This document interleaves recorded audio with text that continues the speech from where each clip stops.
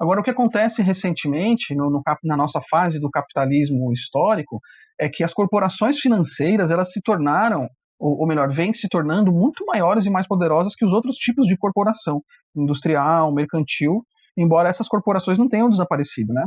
E a lógica financeira tem começado a dominar as outras lógicas, ela tem se tornado mais forte que as outras lógicas.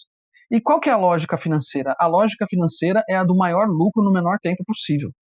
Então, a lógica industrial, para a gente ter um contraste, é de atores que se interessam em construir uma fábrica, construir uma estrutura e manter essa estrutura, atualizar essa estrutura ao longo do tempo, manter assim a indústria propriamente dita, né? Mas a lógica financeira não. Se tem indústria ou se não tem, não importa para ela. O que importa é que o investimento dê retorno o mais rápido possível, porque isso valoriza as ações, isso aumenta os bônus dos executivos financeiros, e é por isso que as pessoas ricas investem nessas corporações que lidam com investimentos puramente financeiros, né?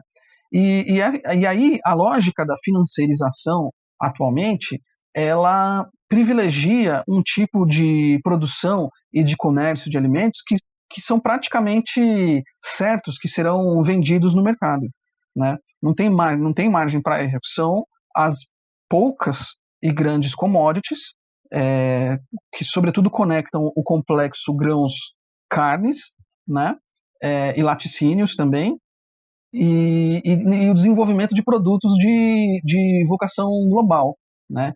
Com isso, o poder econômico dessas corporações financeiras agindo nessa lógica vai diminuindo o espaço para outros tipos de produção e de consumo.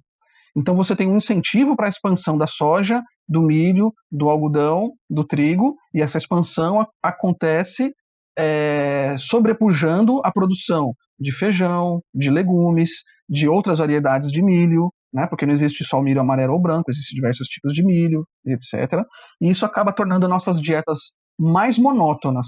E por outro lado, essas commodities-chave, soja, milho, e trigo, elas têm um alto potencial de se transformar numa grande quantidade de produtos industrializados, assim como os laticínios. Então, a partir de uma mesma base de insumo, o milho, por exemplo, você tem trocentos produtos que uma mesma gigante da alimentação pode produzir, uma Nestlé da vida aí, né? E vai diferenciando os produtos, diferenciando as marcas, fazendo marketing, e as pessoas vão consumindo isso. Então você tem um insumo muito estável e globalmente disponível, que é o milho, por exemplo, ou a soja, que se transforma numa variedade de produtos diferentes, pelo menos na imagem. Ao invés de consumirmos diferentes produtos naturais, consumimos diferentes produtos industrializados. E isso fortalece a lógica da financiarização. E o controle dessa cadeia, ela é distribuída de forma desigual também, né? Porque o Brasil exporta o produto na sua fase inicial, mais simples, não é nenhum alimento ainda, é só um insumo, uma commodity, e depois a Nestlé vai transformar isso numa cápsula de café ou num óleo de soja, em outra coisa, né? Exatamente, num cereal matinal, num tipo de biscoito ou bolacha, isso assim, né? Mas o capital brasileiro, assim, a nacionalidade dos capitais é um tema complexo também, né? Porque existem grandes investidores brasileiros que são donos de ações de corporações que levam a bandeira de outro país e vice-versa. Sim. Né? A JBS, por exemplo, era uma empresa brasileira e se transferiu para os Estados Unidos na época do escândalo lá dos irmãos Batista com o Michel Temer, né? Então, não é que os capitais tenham ficado apátridas, mas isso é uma lógica um pouco mais complexa hoje em dia, né? Qual a nacionalidade dos capitais, e até se debate se isso é relevante ou não. Mas isso não significa que não existam capitais bem fincados na terra e no seu país, que é o caso do agronegócio brasileiro. Então, existem agentes no agronegócio brasileiro que estão bem fincados no território mesmo.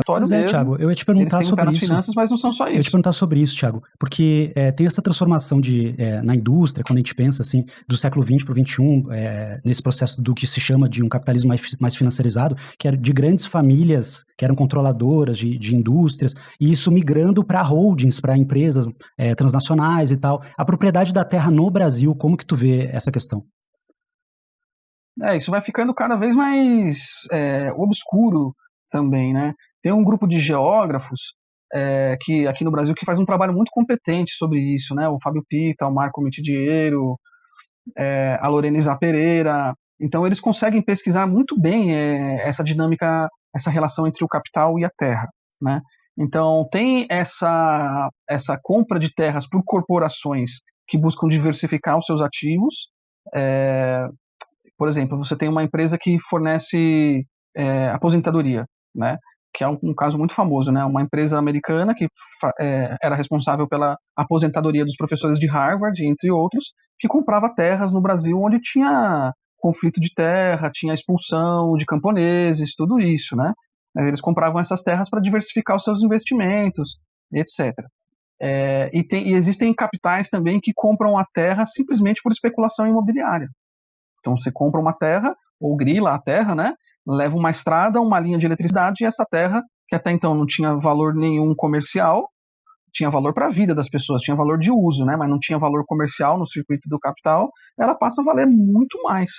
Então esses pesquisadores, entre outros, como o Olímpio Barbante, da UFABC, por exemplo, eles apontam que nos últimos 15 anos, nenhum investimento rendeu tanto quanto a terra. Na região do Nordeste e Norte brasileiro, você trazer uma terra para produção, num espaço de 5, 10 anos, isso rende mais que qualquer coisa, mais que ouro, mais que dólar, mais que ações, mais que qualquer coisa. Então você tem uma lógica aí que é imobiliária, não é nem necessariamente uma lógica produtiva, comercial, nada, é imobiliária mesmo, sabe? Então a coisa vai ficando cada vez mais complexa. Voltando para o cenário global, a gente falava antes, né, que a fome ela é anterior a esses choques mais recentes. Mas os choques recentes têm também um papel importante, né? Já passado um tempo aí da crise da Covid e aí um ano de guerra na Ucrânia, como que tu vê o impacto desses choques e a desigualdade desse impacto no globo, né? A diferença do que é a crise da fome no sul global para o que é no centro capitalista? Olha, uma coisa que eu tenho enfatizado muito é que esses choques mostram que o sistema funciona muito bem. Mas funciona muito bem mesmo, não tem nada dando errado, tá tudo dando certo, o sistema funciona exatamente para o que ele foi projetado, que é o seguinte: em momentos de crise, o preço é o árbitro de quem fica com o alimento, certo? Então, em momentos de crise, de escassez, quem determina quem fica com o alimento é um árbitro internacional chamado preço. E esse árbitro internacional, ele vota a favor de quem tem mais dinheiro. Então, quem tem mais dinheiro são os países ricos. Os alimentos vão fluir para esses países por meio do comércio internacional, que vem sendo, primeiro, na época colonial, ele era um comércio administrado pelo poder da relação metrópole-colônia, e depois da descolonização, com a hegemonia dos Estados Unidos, é um comércio que vem se liberalizando cada vez mais.